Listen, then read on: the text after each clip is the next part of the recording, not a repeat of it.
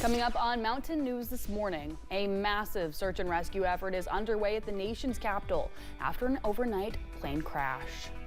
Dedicated to eastern and southern Kentucky, this is WYMT Mountain News this morning.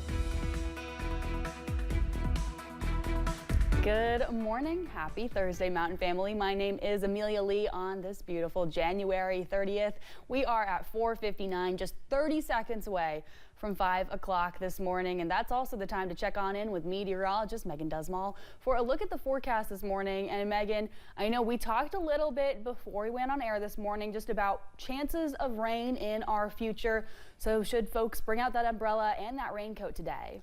I would say absolutely. This is the best day to break out that umbrella because we have rain starting up as we're heading into the afternoon hours, and you'll continue to see that rain even as you're heading into Friday. So a couple of hours of, well, that stretch of rain, and you'll continue to see that as we head into the evening hours of Friday too. Let's take a look at those current temperatures though. As you're heading out the door, you don't need a winter coat per se, a jacket. I mean, these temperatures aren't that bad. We saw temperatures much colder than this last week.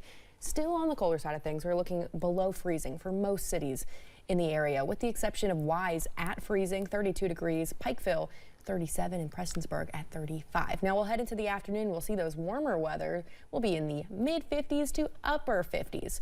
Not too bad, but it is the rain that you have to worry about. But for right now, we're looking nice and clear. We do see the clouds, which is from the edge of the system moving through. So not too far off from the start of it. Now here's what you can expect for the next couple hours. We will see the rain chances pick up this afternoon with those temperatures hitting a high around that 3 o'clock hour. Amelia. All right, Megan, thank you. A crash between a regional American Airlines passenger plane and a military chopper overnight near Washington, D.C. triggered a massive search and rescue effort.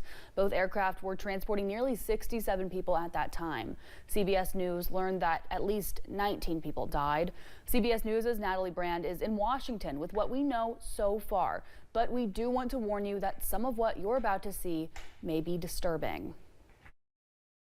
EarthCam video shows the moment a commercial passenger jet and an Army helicopter collided in midair just before 9 p.m. near Washington, D.C.'s Reagan National Airport. Both the helicopter and the plane crashed in the river. Now, a frantic search for any survivors in the frigid waters of the Potomac River. It's a highly complex operation. The conditions out there are extremely rough for the responders. It's cold. American Airlines says Flight 5342, operated by PSA Airlines from Wichita, Kansas, was approaching the airport with 60 passengers and 4 crew members on board. I know that flight. I've flown it many times myself, so this is a very personal circumstance. This man told a local CBS News affiliate that he believes his wife was on the plane returning from a business trip. She texted me that they were landing in 20 minutes. The rest of my text didn't get delivered.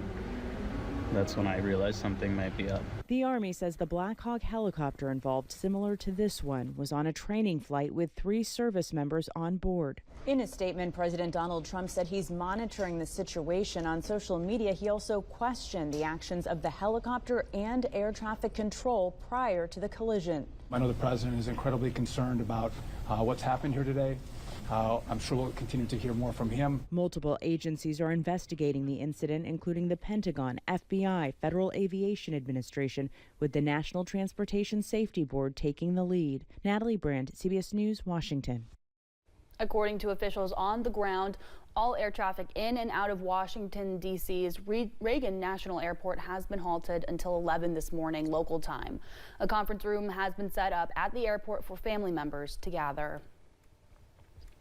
One person is dead after a crash in Floyd County. It happened Tuesday in the Warco community. The Floyd County Sheriff says only one vehicle was involved. The coroner says David Spencer was killed. No other information about the crash was released. The City of Martin Fire Department is standing down. According to representatives with the Floyd County Department, they handed over their calls and requested mutual aid from surrounding departments.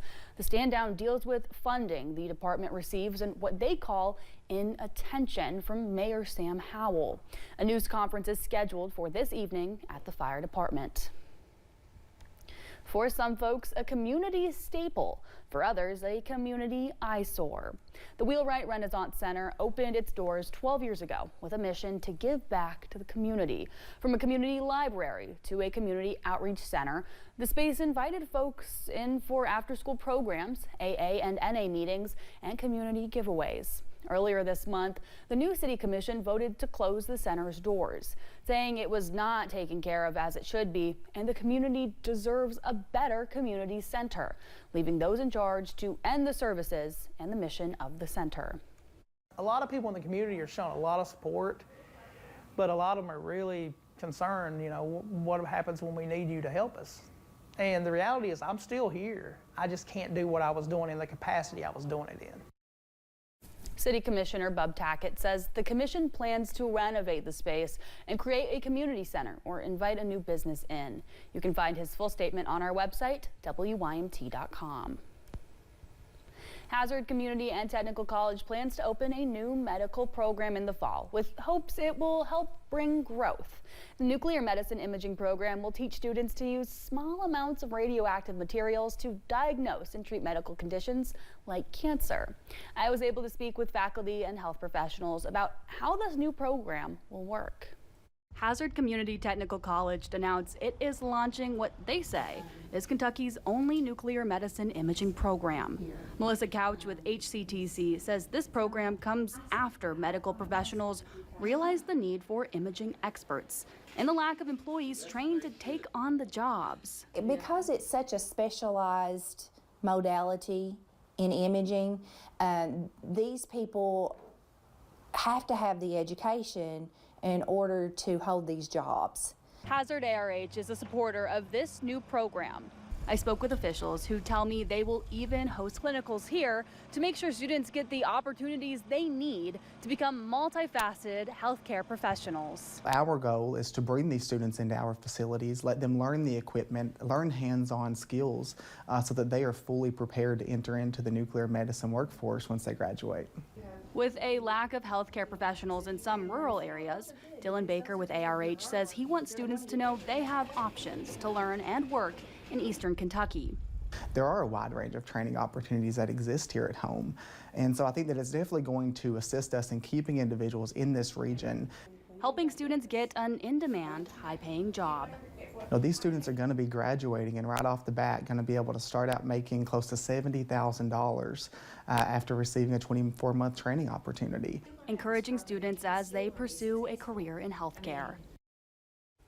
Applications for the program close on May 1st. Melissa Couch says there are certain classes students need to take to be able to join the program. The course will be online with some in-person clinicals. Well, water service is restored in Whitley County. The issue began last weekend. The city maintenance supervisor says pipes across the county burst while thawing out from days of deep freeze. Whitley County Judge Executive Pat White says all service is back. Improvements were also reported in Harlan and Perry counties. Bell County is on the verge of appointing its next jailer. The judge executive confirmed with WYMT that Barbara Venable will take over as jailer following the death of her husband, Robin. A swearing-in ceremony is set to take place today at 2 on the second floor of the old courthouse in Pineville. And here are the funeral arrangements for Robin Venable. The visitation will run from 5 until 7 on Saturday at Middlesboro High School's gymnasium. A memorial service for Venable will follow immediately after the visitation. Robin Venable was 59 years old.